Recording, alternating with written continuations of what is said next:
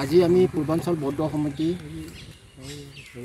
পূৰ্বাঞ্চল ভিক্ষু সংঘ আমাৰ বৰুৱা বুদ্ধিষ্ট এছ'চিয়েশ্যন আমি মিলি আজি বাৰঘেটা সমজিলা আয়ুক্তৰ ওচৰত স্মাৰক পত্ৰ প্ৰদান কৰিছোঁ। এইটোৱে যে সদ্যহতে যিটো ইনথেম বৌদ্ধ বিহাৰত আমাৰ এজন বৌদ্ধ গুৰু হত্যা কৰিলে তাৰ বাবে আমি অতিশয় মৰ্মাহত যে এনেকুৱা এটা মানে আমি সপোনতো ভবা নাই যিজন নেকি অহিংসাই পৰম ধৰ্ম আমাৰ বৌদ্ধ ধৰ্মৰ মূল মন্ত্ৰ তেনেকুৱা এজন ধৰ্মৰ গুৰু কি যুক্তিত হত্যা কৰিলে তো এইটো বৰ এটা আশ্চৰ্য বিষয়। আমি অতিশয় দুখ পাইছোঁ আমি বৌদ্ধ সমাজে। গতিকে ইয়াৰ এই কালপিতটোক অনতিপলমে এৰেষ্ট কৰিব লাগে। এইটো আমি প্ৰশাসনৰ ওপৰত আমাৰ বিশ্বাস আছে। অনতিপলমে এইটো তদন্ত কৰি যিটো তদন্ত চলি আছে ক্ষিপ্ৰ গতিৰে তদন্ত হৈ দোষীক কৰায়ত্ব কৰিব লাগে আৰু উচিত শাস্তি বিহিব লাগে। আমি গোটেই বৌদ্ধ সমাজ অতিশয় মৰ্মাহত হৈ আছোঁ। আমি দিক বিদিক হেৰাই যোৱাৰ নিচিনা কি কৰিম কি নকৰিম এনেকুৱা এটা পৰিৱেশ আমাৰ হ'ল যিটো আমি কল্পনাই কৰা নাই। এনেকুৱা এটা উদাহৰণ আমাৰ ইয়াত নাই। গতিকে এই কালপিতটোক অনতিপলমে কৰায়ত্ব কৰি উচিত শাস্তি বিহিব লাগে বুলি চৰকাৰৰ ওচৰত আমি আজি স্মাৰক পত্ৰ আমাৰ জিলা আয়ুক্তৰ যোগেদি আমি স্মাৰক পত্ৰ প্ৰদান কৰিছোঁ। আৰু আজি আমি এই তিনিটা সংগঠনে অলপতে স্মাৰক পত্ৰ প্ৰদান কৰি আজি পুনৰ আমি আশা কৰিছোঁ যে এই যিটো আততায়ী অনতিপলমে গ্ৰেপ্তাৰ হওক। তেওঁ আজি এনেহেন ঘটনা আমাৰ ইনথেমবাসী তথা ভাৰতবৰ্ষৰ যিমান বৌদ্ধ প্ৰতিষ্ঠান আছে তাৰ বাবে এক ভাবুকিৰ নিচিনা হৈছে।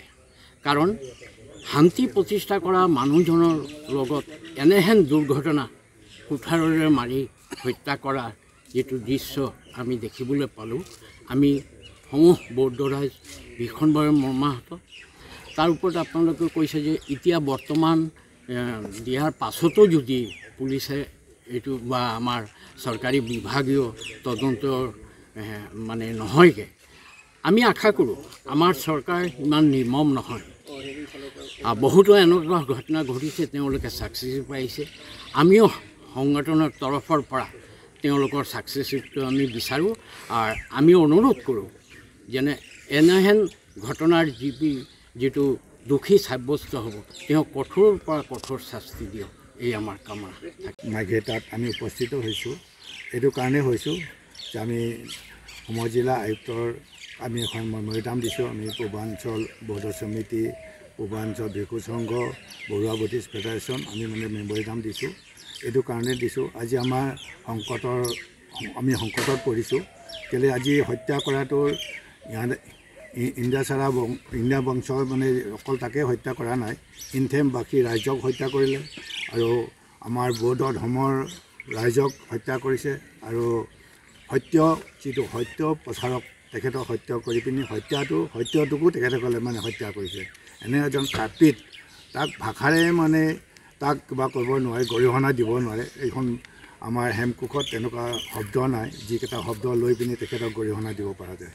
গতিকে এনেকুৱা নিৰ্মম মানৱ জাতিটোকে ধ্বংস কৰাটো এটা বহুত দুৰ্ভাগ্যজনক হৈছে।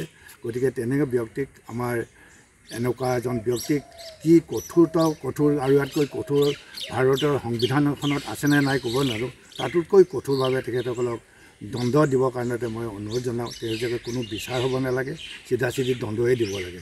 মোৰ বিশেষ ক'বলগীয়া নাই, এইটোৱে মই ক'ব বিচাৰিছোঁ।